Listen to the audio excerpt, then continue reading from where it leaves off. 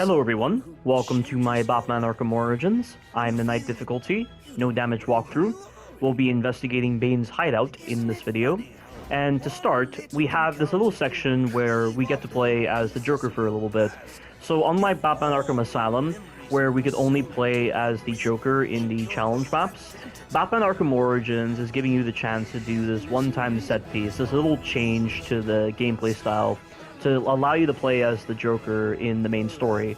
And at this point in the main story, Joker has been captured, and he is being interviewed by Harleen Quinzel at Blackgate Prison.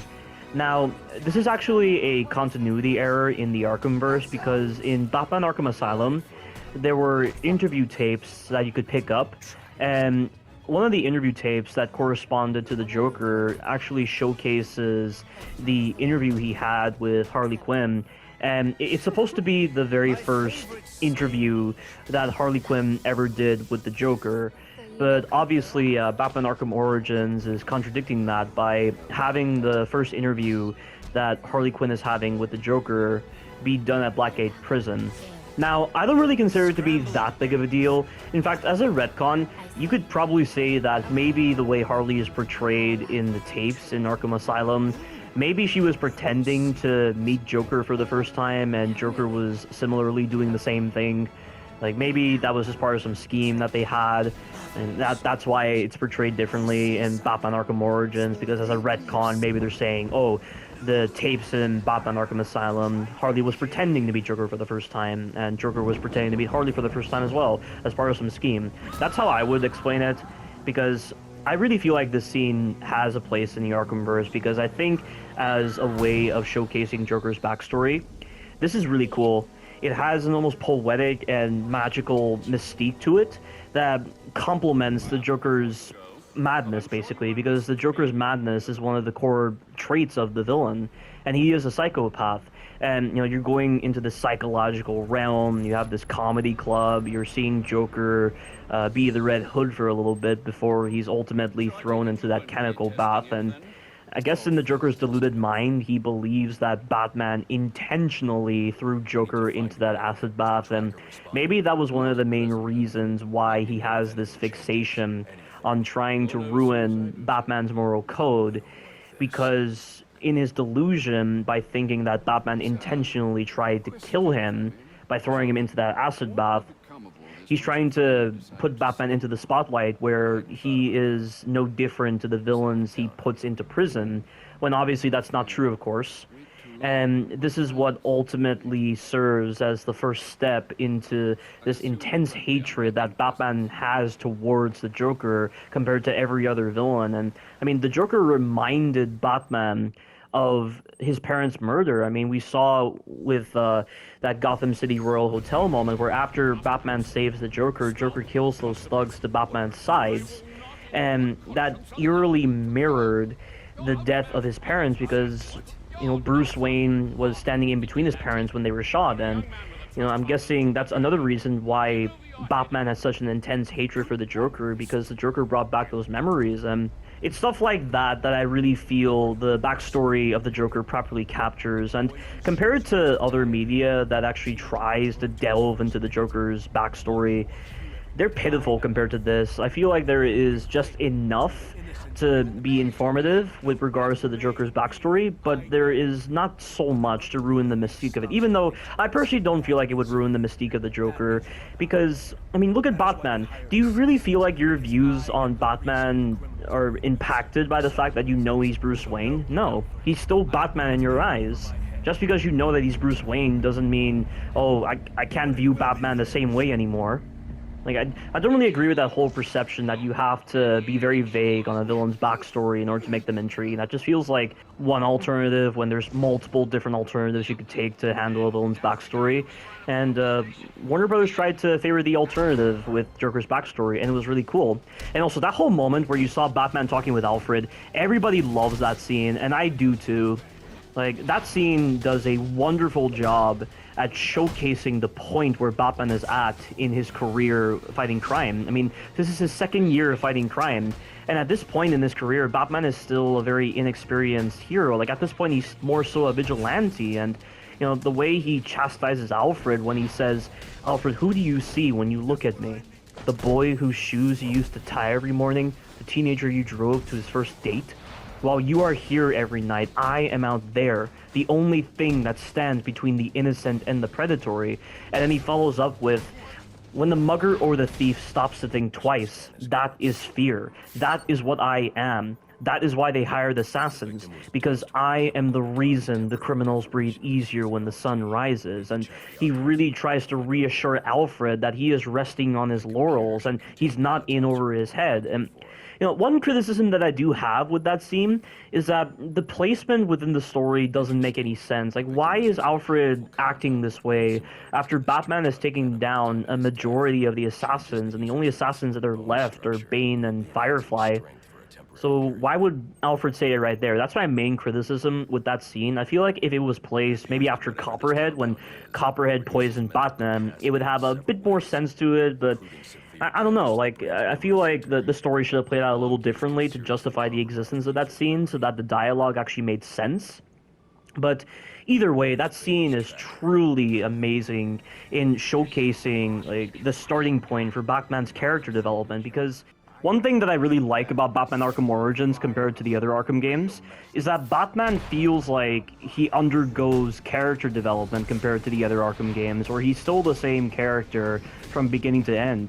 But with Arkham Origins, Batman undergoes evolution from being a typical vigilante to an actual hero, and the culmination of certain events in Batman Arkham Origins, whether it be the introduction of the Joker, the introduction of the assassins to actually put pressure on Batman, Bane nearly killing Alfred, and Batman actually working with James at the end of the game in order to stop the Joker. I mean, the culmination of all of these events serve as significant turning points in Batman's character to allow him to grow as an individual and as a hero. And they said that the way Batman is portrayed in Arkham Origins from the start, he's meant to be this unrefined hero who's still in the process of learning. And 2 years in crime fighting, you're still going to be in the learning stages.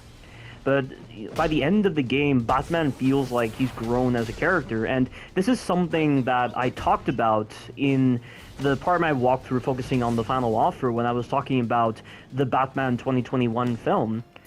They took an element from Batman Arkham Origins and they incorporated it into the Batman 2021 film, because again, the same growth in character is displayed in that film, where Batman goes from being a vigilante to an actual hero. And originally he was driven by vengeance, and it's that vengeance that informed his actions when dealing with criminality in the early stages of his crime fighting career, and not so much with trying to be a symbol of hope in the people's eyes. That's why that film is magnificent in the way it's presented, and it's the best Batman film, because when it titles itself The Batman, it does exactly what the title suggests. It focuses on Batman as a character, and the way his character grows throughout the whole entire film is truly poetic and sublime in its interpretation. And this is something that the Batman 2021 film accomplished that The Dark Knight didn't, because The Dark Knight wasn't so much about Batman, even though it was titled The Dark Knight.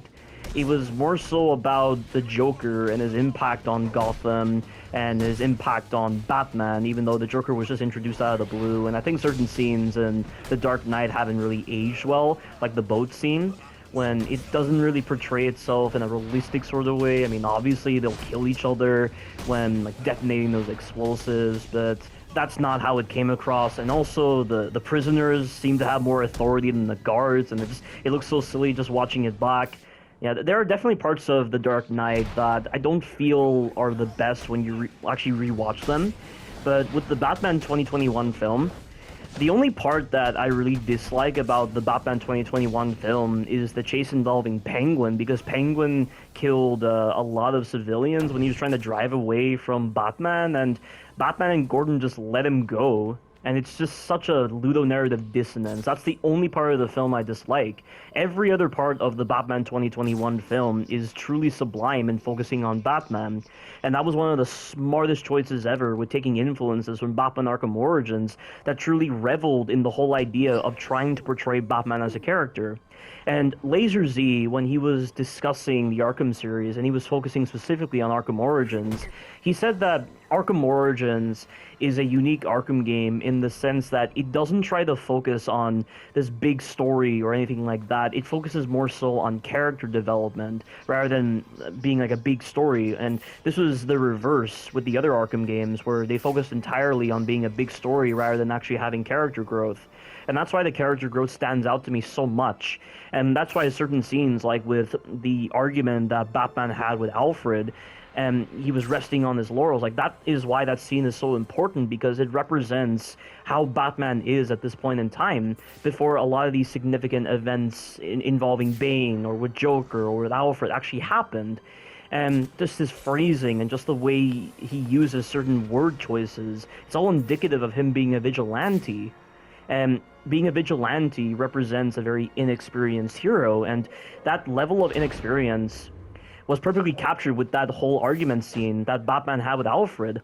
And it's stuff like that that really elevates Batman Arkham Origins, even though this game is a rushed game that should have had better polish. If this game was better polished, this could have been a truly amazing Arkham game. But sadly, on the gameplay side, it's just lacking. And as much as this game is lauded by so many as having like great bosses and interesting set pieces, what I'm going to show in my walkthrough is not that at all. In fact, just to get a bit of a disclaimer out with this video may be 25 minutes and 29 seconds long, but 5 minutes of this video is dedicated to bloopers. And it was bloopers that focused entirely on two sections that are right next to each other, and it's the two combat encounters that take place when you enter Bane's hideout. And I must have spent at least 40 minutes trying to do those two combat encounters without taking any damage, because the game kept fucking me. Like, the game's rushed development, the game's lack of polish was really showing itself in the 40 minutes I spent trying to do those sequences without taking any damage. Because I was just getting screwed by the game. None of it was my fault. I mean, some of it was, but very rarely was it ever my fault. Every other time, it was the game's fault. Like, the enemy types would cheat, the mechanics would betray me. Just, there were certain moments where mechanics wouldn't work as intended. Batman would prioritize the wrong guy. Like, it was on a whole other level, and I've never experienced this many errors in a game in such a short span of time. Like, in just two sequences right next to each other, I must have experienced more problems with the gameplay than in any other part of Arkham Origins, or even the rest of the Arkham series. The rest of the Arkham series, aside from Catwoman's Revenge, because Catwoman's Revenge and Batman Arkham Knight would honestly be worse than Batman Arkham Origins. Like, the rest of the Arkham games don't have problems comparable to the problems in Batman Arkham Origins, and those two combat encounters really showcase those problems immensely, and that's why there's 5 minutes of bloopers at the end of this video, so stay tuned for those. But currently at the moment, I've done some of Bird's side mission. I'm doing Black Mask side mission right now. This is the final part. This is the same church area that you went to in Batman Arkham City when you were trying to track the sniper shot. And this prior encounter gave me some trouble. Even though there are no armored guys, the claustrophobic corridors and the lack of options at your disposal, they kind of hindered my ability to do this effectively, and I didn't want to be so reliant upon the remote claw, but right there, I decided to use the remote claw just for a change. And watch this, by the way, I did not know this was a thing. If there's an enemy directly below the enemy that's strung up, and you cut the rope, if that enemy lands on top of the enemy that's on the ground, it incapacitates them. That is the first time I've ever seen that, and that's why I'm running over here, because, like, did that really just happen? It was absolutely insane when I discovered that. I've never seen that before in any Arkham game. I did not know cutting the rope and dropping the guy onto another guy would incapacitate the guy that's on the ground. But after we cleared out the enemies, Black Mask is going to show up, and unlike Deadshot, he doesn't have an HP pool, he just has the same HP pool as the other thugs, so that makes a lot of sense.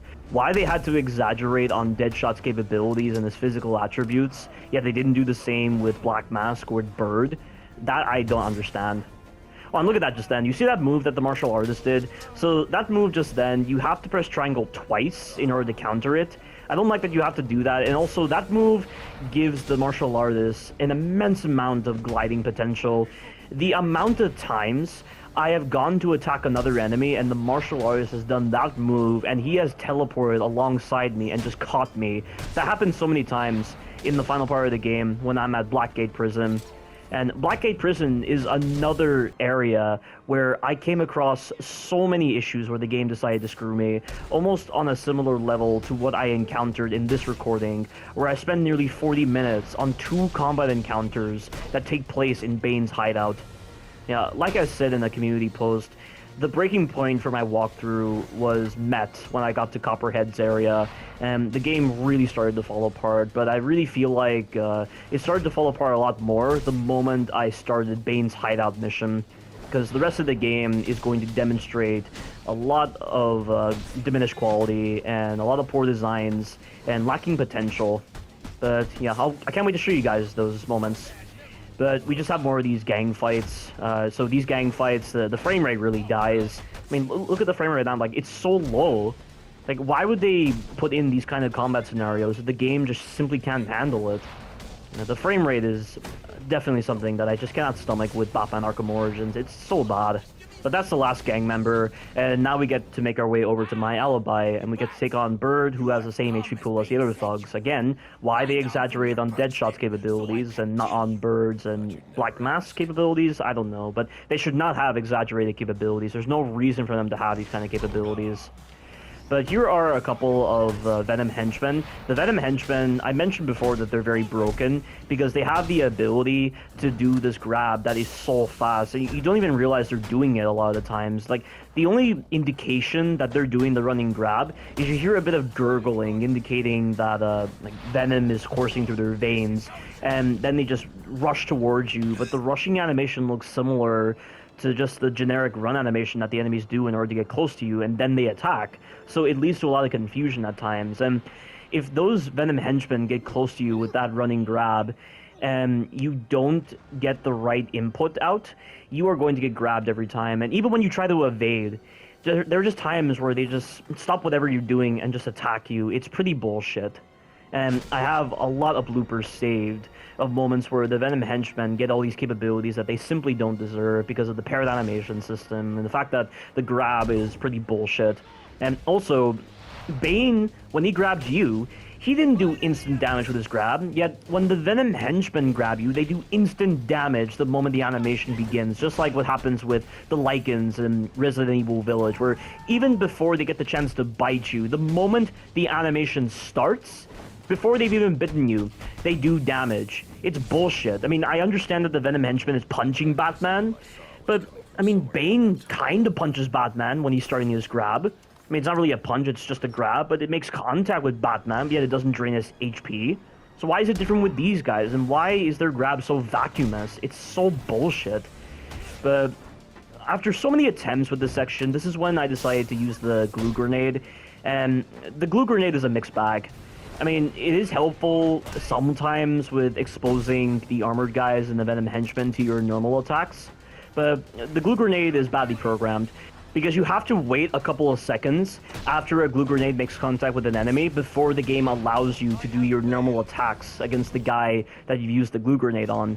And also, there are just a lot of moments where you accidentally evade over the guy that you used the glue grenade on.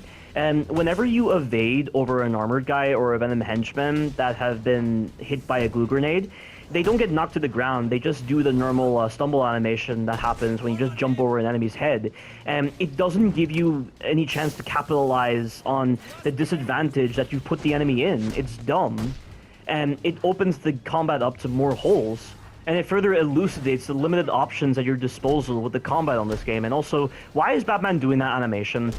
That right there is completely random. I don't know why sometimes Batman has to do that ground takedown animation when he does an aerial attack, but it's bugged. Like, it's something exclusive to Arkham Origins, but it's meant to knock out the enemy, but most of the time, it doesn't knock out the enemy. And even when it does the sound effect that indicates you've dealt the finishing blow to the enemy, they're still up. So it's a badly programmed addition to the aerial attack. And you can't cancel the animation too, so you're stuck in that animation the whole entire time if Batman chooses to do it. And that right there is a bug. I don't know why that happened just then, but that's really strange. Yeah, there were just a lot of silly moments that happened with the game. The game really fell apart during these combat encounters. And here's just a couple of moments with Bane. So yeah, you get to understand some lore with Bane and his development of TN1. And a lot of people assume that the TN1 is kind of the precursor to Titan. It would be interesting if they designated it like that. Like, maybe there should have been some reference to TN1 in Batman Arkham Knight, because Titan seems to play a huge role in Batman Arkham Knight if it's going to somehow cause the Joker to manifest within Batman somehow. Like, how the hell that's possible, I don't know. But I love the scene, too. I love seeing Batman just get angry at the fact that Bane knows his identity, and Roger Craig Smith really captures the feeling of anger in Batman, and, you know, the shock he gets when he sees that Bane knows his identity. And with that, that concludes this video, but here is the 5 minutes worth of bloopers. So that right there, I tried to do the multi-ground takedown, but the input didn't register. There's a lot of problems with input drops in this game, and right here, on this particular flat ground, you cannot use the explosive gel for some reason. The developers completely forgot to program in the quickfire explosive gel for this area. It's just the floor is designed in such a way where it doesn't detect the explosive gel properly, and that right there, I lost my combo because Batman prioritized the Venom henchman, and that guy did his very fast grab, and it was bullshit, and that guy attacked me super fast somehow. But this right here, Batman prioritized the armored guy, and I lost my combo. And yeah, I'm trying to do this right now. I'm going to be showcasing a lot more of the limited combat, because this amount of special enemy types is going to cause the combat to fall apart. Like, look how slow the combat is right now, and look at the amount of opportunities. Like, look at this right there. You see that grab? Does that even look like a running grab animation? That looks like his normal, like, running animation to just get close to you. It's so confusing, and it happened again. Like, it comes out so fast. It's bullshit. And then this right here, there's that grab again, but like, look how fast it is. It's just, there's not enough startup frames to that animation to know that it's coming, and that right there, my concussion detonator detonated for no reason. Why did it detonate when I didn't even press it, and it didn't even generate the explosion? And then this right here, I do the aerial attack, and then I do this takedown right here, and I'm not too sure what happens here. Let's see. Oh yeah, that's it right there. Batman prioritized the armor guy with his quick batarang, and it killed my combo. And with that killing of my combo, I'm unable to do long-range attacks. This is why I don't understand why they have to tailor long-range attacks to X2 combo. It's dumb. But that was the fast-running grab again. And then that right there, Batman threw his quick batarang at the Venom henchman, and it killed my combo. And I tried to use the cape stun on the shield guy, but I didn't have combo, so I got no range, and that gave the Venom henchman time to actually grab me. And watch this. If you use the Batclaw on the Venom henchman and you attack him with square, it will always hit him. He doesn't block it. Yet if you try to do the same thing with armored guys, where you use the Batclaw to try to pull them, if you try to attack him with square after you use the Batclaw on the armored guy, they will just block it. Like, they cancel their stumble animation in order to block you. Yet why is that not the same case with the Venom henchman? Like, why is the design with the Venom henchman not the same with the armored guy? It makes no sense. That's so dumb. And this right here is the game screwing up with the quickfire explosive gel. This is me trying to place the quickfire explosive gel, but apparently this surface doesn't allow explosive gel to be placed on the ground. And you'll see, like, I'm mashing square, like I'm holding L2 and I'm mashing square, and Batman will not place the explosive gel on the ground. I'm even trying to aim and just use the R2 function, and he will not place the explosive gel on the ground. So this surface has problems with it. And that's the end of that one. And this right here is one of the moments where, for some reason, Batman decides to prioritize another guy rather than continuing the beatdown. It's a problem that exists in this game and in the other Arkham games, but you notice it a lot more in this game sometimes. And then that right there was Batman doing the unnecessary ground takedown animation after the aerial attack, and he did it again. No possible way to cancel that animation if he does it randomly. And then right here, even though I knocked over the armored guy, it still killed my combo. Yeah, it's just the problem with the armor guys in general. It's not just the fact that they block your batarang. It's the fact that hitting them with a batarang in general just kills your combo for no reason at all. And look at this turning, by the way. That right there is some pretty bullshit sharp turning with a charge attack. Like, I couldn't evade over that guy if I wanted to, and he could have easily just grabbed me, which he did. And then this right here, Batman prioritized the armor guy with a quick batarang. I lost my combo, and I was unable to do any of the good melee attacks because I was not at X2 combo, because it's bullshit. And then this right here is me showcasing the glue grenade. So watch, you see, I waited a couple of seconds and he is stunned, and I'm able to follow up with a normal attack. And right here, the armor guy is stunned by the glue grenade, so I'm able to follow up with a normal attack. And then right here, this is a problem with the glue grenade. See, like, I evade over this guy, and it stops me from actually knocking him to the ground. It's dumb. I don't like that at all with the special enemy types when you hit them with the glue grenade and you evade over them. And then right here, look at this. I put this in slow motion, but look at that. The stun didn't take place. He canceled the startup frames of the glue grenade stun to do his block because I attacked him too soon. It's bullshit. That's really bad in its programming. And then right here, Batman didn't prioritize the Venom henchman with the glue grenade. He prioritized some other guy because I'm guessing when he goes into that charge attack animation, he's not able to be prioritized by gadgets. And the same problem with the glue grenade. Again, he cancels the starter frames of the glue grenade stun for no reason because I attack him too quickly. And then right here, Batman misses with the aerial attack. I wanted to get the shield guy, not the Venom henchman, but for some reason, Batman went right past the shield guy to get the Venom henchman all the way in the back, and I ended up doing the aerial attack animation on a non-shielded enemy, and therefore, that guy was able to grab me during the animation, because you get no iframes from the enemies unless you do the aerial attack on shielded enemies. That right there is completely bullshit. Like, there is no reason for that to be the case, and this is something that has existed in all the other Arkham games, but this one, it's amplified even more. And when Seraphim 17 was complaining about a lot of the problems he was experiencing with Batman Arkham Origins, I thought that was just a thing with all the Arkham games, but I'm really starting to see what he means. Like, Batman Arkham Origins definitely has holes that the other Arkham games don't have because of the rush development put into this game, because Rocksteady put them into a corner. And it's stuff like that that really pisses me off about this game at times. And that's why it took me 40 minutes to get those 2 encounters done, because of bullshit like that. But that is the end of this video. Stay tuned for the future parts. Thank you all for watching, and you take care now.